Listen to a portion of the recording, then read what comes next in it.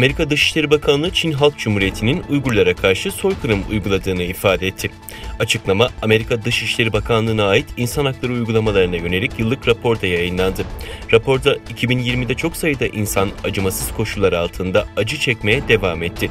Çin'de hükümet yetkilileri çoğunluğu Müslüman olan Uygurlara karşı soykırım yaptı ve Uygurların yanı sıra diğer dini ve etnik mensuplara karşı hapis, işkence, zorla kısırlaştırma ve zulm de dahil olmak üzere insanlar karşı suçlar işledi denildi.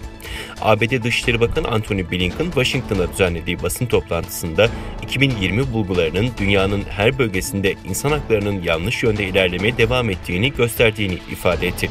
Blinken'ın selefi eski ABD Dışişleri Bakanı Mike Pompeo da daha önce Çin'in Doğu Türkistan'daki Uygurlara ve diğer dini azınlıklara karşı soykırım ve insanlığa karşı suçlar işlediğini açıklamıştı.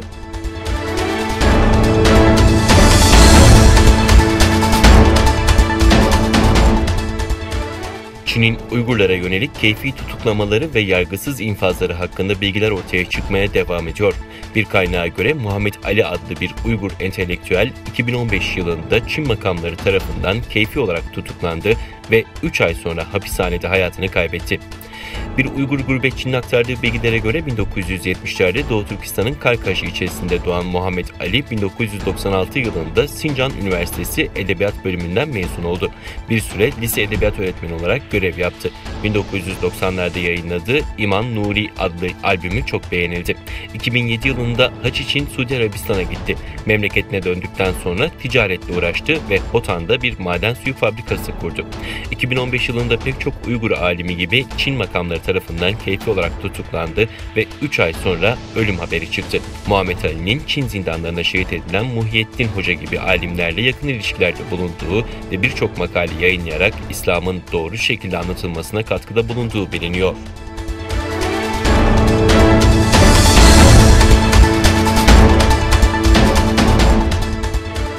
Norveç, Avrupa Birliği'nin Uygurlara yönelik ağır insan hakları ihlalleri gerekçesiyle Çin'e uyguladığı yaptırımlara katılma kararı aldı. Norveçli yetkililer, Avrupa Birliği tarafından başlatılan Çin'de insan hakları ihlalleriyle suçlanan bireylere ve şirketlere yönelik yaptırımlara katılacağını söyledi. Norveç Dışişleri Bakanlığı İletişim Danışmanı, Avrupa Birliği 22 Mart'ta insan hakları ihlallerinden sorumlu 11 şahıs ve 4 şirketin listesini yayınladıktan sonra AB'ye onlarla yan yana çalışacağımızı bildirdik dedi. Avrupa Birliği tarafından yayınlanan listede ayrıca Doğu Türkistan'da insan hakları ihlalleriyle suçlanan 4 Çinli hükümet yetkilisi ve bir kurum yer alıyor.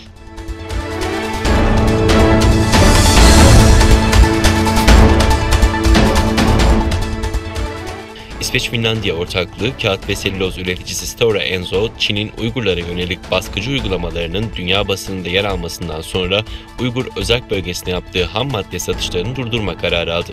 İskandinavya ve dünya medyasında son haftalarda Sincan'da eğitim kamplarına tutulan Uygurların insan haklarının ihlal edildiği ve fabrikalarda işçilerin zorla çalıştırıldığı haberleri çıkmıştı.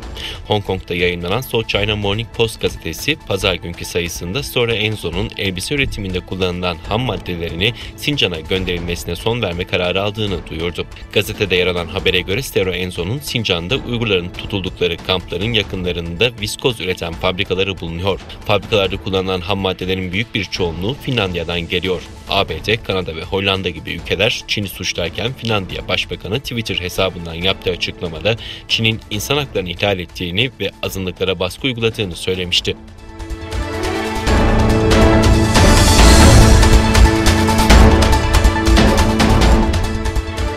İran'ın bazı şehirlerinde toplanan vatandaşlar Tahran ve Pekin yönetimleri arasında imzalanan 25 yıllık işbirliği anlaşmasını protesto etti.